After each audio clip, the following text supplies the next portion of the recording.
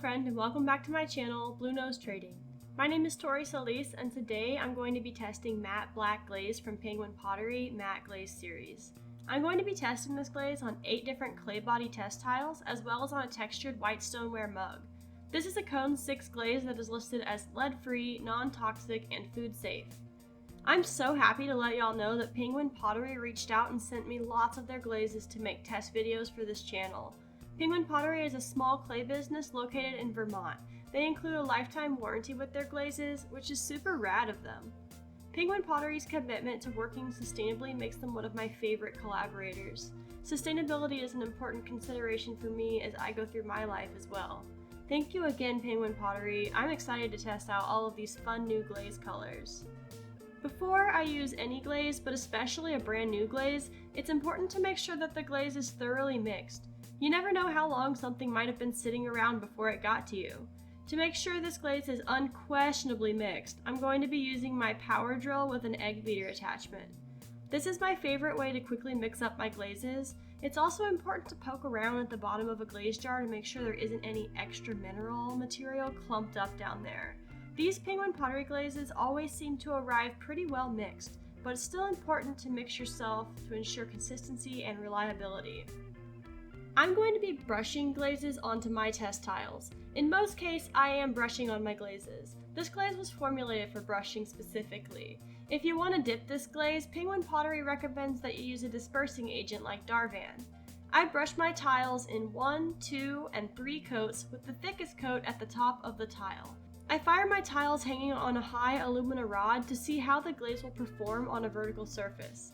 In this way, I'm also testing for running. With the thickest glaze coat at the top of the test tile, if a glaze is going to run, it has somewhere to go. Although I see that as highly improbable on a matte glaze because that's just not what they're made to do. This jar didn't specify exactly how many coats to use, but 2 to 3 is a good place to start.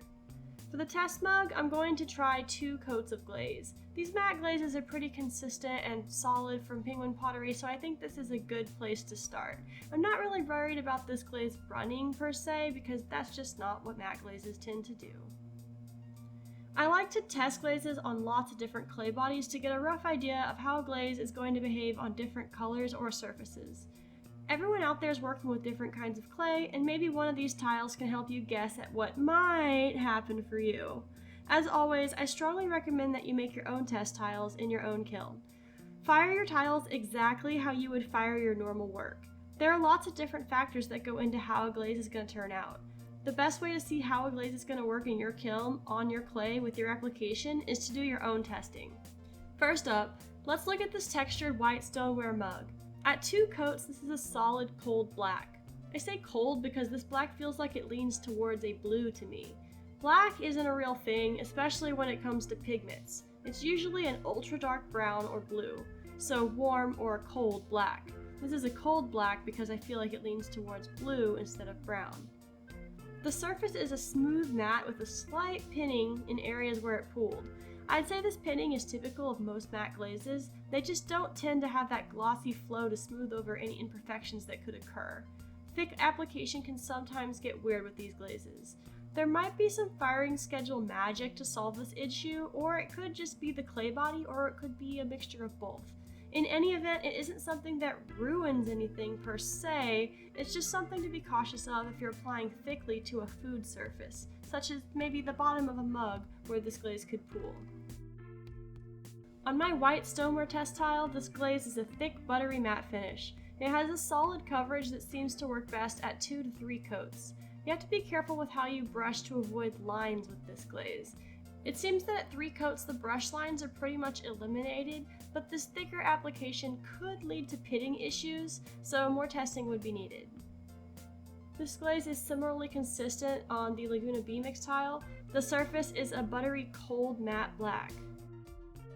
The finish is slightly glossier, but still matte black on Laguna Frost. It's doing that puffy thing that glazes often do when they get on the frost clay body. On my Trinity Spectacular, the finish is buttery and thick. The speckles shine through as glossy metallic spots. This is one of my favorite reactions, but I'm just a sucker for speckles.